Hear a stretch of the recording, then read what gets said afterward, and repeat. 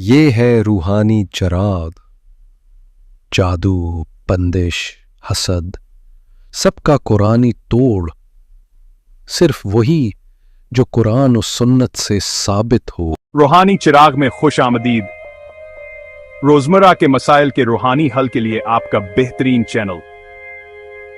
اگر آپ یہاں نئے ہیں تو سبسکرائب بٹن دبانا نہ بھولیں کہ آپ ہماری برکت روحانی تدبیروں سے کبھی محروم نہ رہیں۔ آج کا موضوع ہے حج کی۔ کیا یہ صرف ایک معمولی پریشانی ہے یا اس کے پیچھے کوئی گہرا روحانی معنی ہو سکتا ہے؟ ہم میں سے اکثر حج کی کو ایک بے ضرر پریشانی سمجھتے ہیں، لیکن کچھ لوگوں کے لیے مسلسل حجکیاں ایک حقیقی آزمائش بن جاتی ہیں، ہمارے دل، دماغ، حتیٰ کہ ہماری روح کو بھی متاثر کرتی ہیں۔ کچھ لوگوں کو ہر کھانے کے بعد حجکیاں آتی ہیں، کچھ کو سونے کے وقت، اور کچھ کو بغیر کسی وجہ کے اچانک حجکیاں شروع ہو جاتی ہیں۔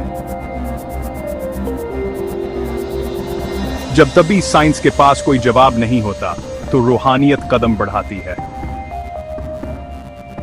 طبی طور پر حجکیاں ڈایافرام کی اچانک حرکت کی وجہ سے ہوتی ہیں، لیکن بعض صورتوں میں بار بار حجکیاں روحانی مسائل کی نشاندہی کر سکتی ہیں، جیسے منفی توانائی، نظر بد، یا حتیٰ کہ کالا جادو۔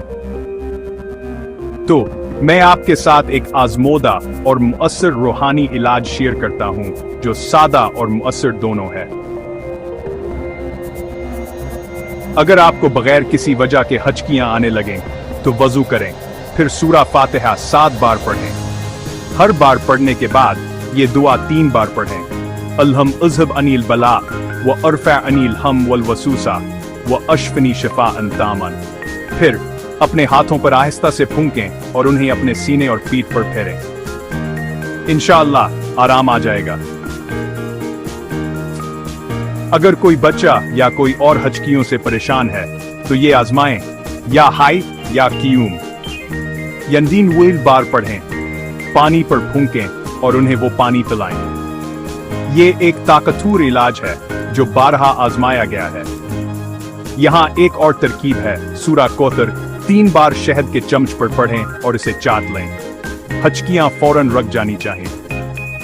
توقف اور سنت کو نہ بھولیں، بسم اللہ کہیں اور حجکی آنے پر 3 گھونٹ پانی پئیں۔ جیسا کہ نبی اکرم صلی اللہ علیہ وسلم نے فرمایا، پانی اللہ کی اجازت سے ہر بیماری کا علاج ہے سوائے زہر کے۔ اگر آج کے علاج نے آپ کی مدد کی ہے تو براہ کرم لائک کریں، شیئر کریں اور سبسکرائب کریں تاکہ دوسرے بھی فائدہ اٹھا سکیں۔ یہ آپ کا روحانی چراغ ہے جہاں ہر بیماری کا روحانی علاج ہے۔ جزاک اللہ خیر اور السلام علیکم ورحمۃ اللہ۔